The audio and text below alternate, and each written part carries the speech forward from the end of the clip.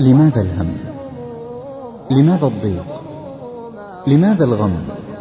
وما بالنا لا نفكر إلا في متاعب الطريق؟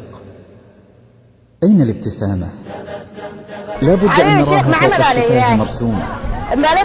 تبسم وخلي الهموم وخلي الغموم وخلي الضجر لننطلق ونجعل من هذه الكلمات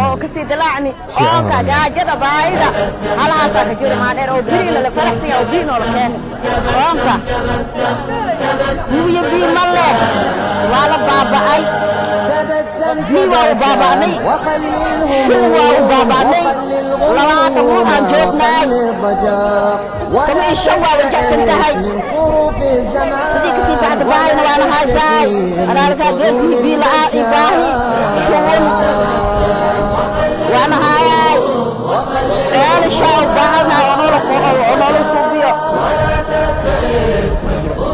شو بنت غلط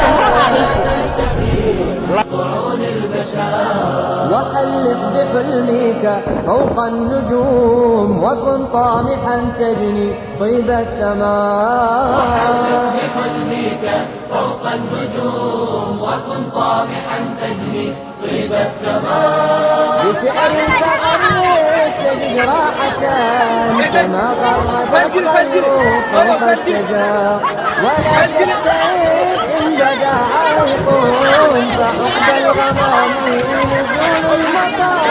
بشعرك غرد تجد راحة كما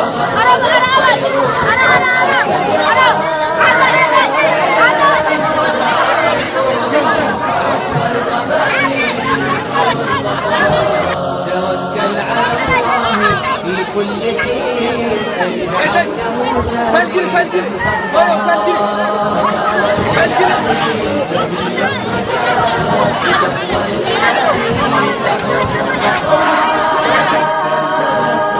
وخلي الهموم وخلي الغموم وخلي الضجر ولا تبتئس من صروف الزمان ولا تشتكي من طعون البشر.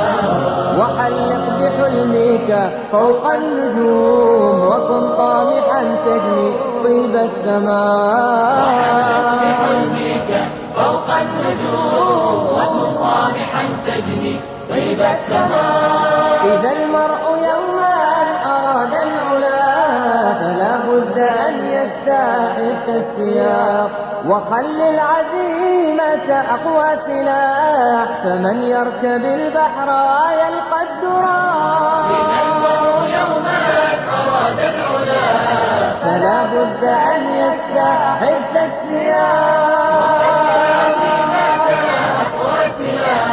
فمن يركب البحر يلقى الدراع. ولا تعتذر بالقضاء والقدر. تفاءل تفاءل ولا تيأسن ولا تعتذر.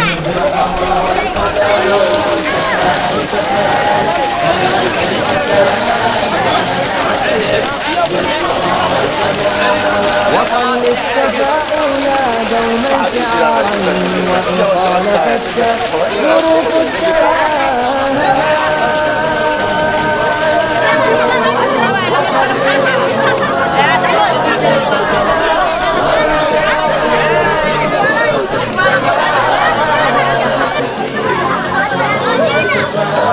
وحلق بحلمك فوق النجوم وكن طامحا تجني طيب الثمار.